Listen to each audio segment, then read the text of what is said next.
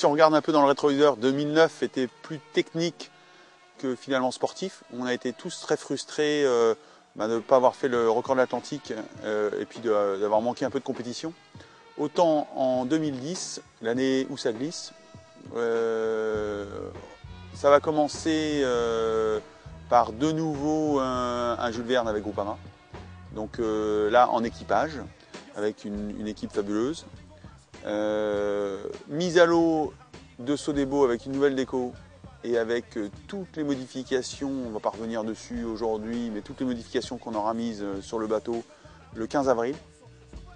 Des essais à la Trinité-sur-Mer jusqu'au 1er mai.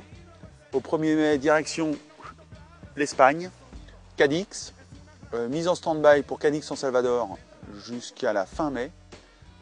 Donc le record de la route de la découverte qu'on a eu en 2005 avec Sodebo et que Francis Joyon nous a ravis depuis avec IDEC.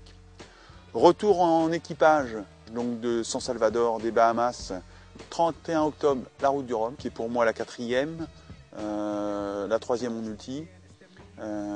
C'est une course que j'affectionne particulièrement, qui a marqué ma vie et qui passait devant mes fenêtres quand j'étais gamin. Enfin, tous ces rêves qui reviennent tous les 4 ans. Et tout notre objectif en fait est très orienté vers la route du Rhum aujourd'hui avec Sodebo. À l'arrivée de la route du Rhum, une semaine après, le bateau repart en équipage de nouveau de Guadeloupe, retour en Bretagne. Et là, de nouveau, mise en conformité et en configuration du bateau pour retenter un tour du monde en solitaire autour du monde entre l'année 2010 et l'année 2011. Donc on sera à cheval déjà. On est déjà en train de parler de 2011. On a 70 000 milles au compteur avec ce bateau, donc on a du recul et je crois qu'on savait exactement ce qu'on pouvait améliorer, modifier. Et en fait, dans l'idée de cette route du Rhum, mais aussi de refaire un tour du monde, il était hors des questions de repartir autour du monde, par exemple, avec un bateau qui soit exactement pareil et d'être de nouveau tributaire des conditions météo pour éventuellement battre ou pas battre le record. Ici, actuellement, ici, il n'y a absolument rien. Donc il y a, comme on voit, c'est le flotteur.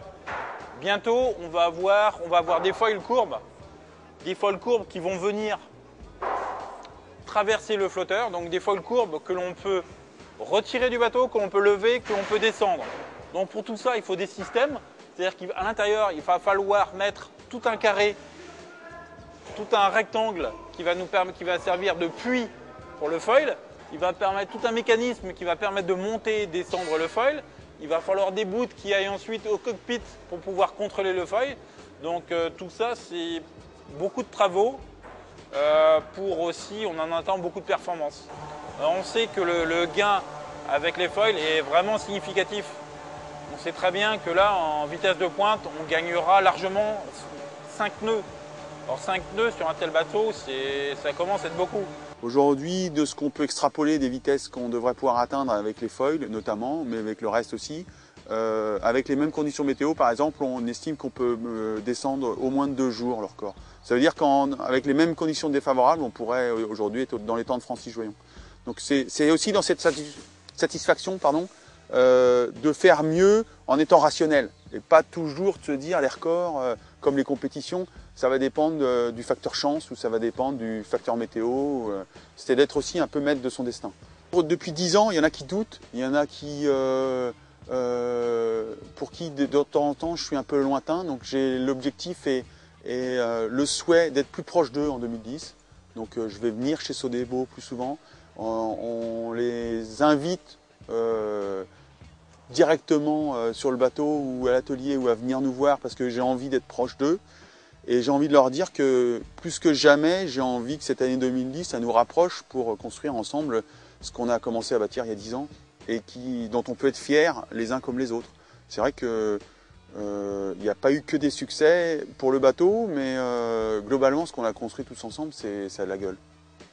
Donc une route du Rhum en point de mire, un nouveau tour du monde à la suite, je trouve ça quand même assez enthousiasmant pour tout le monde.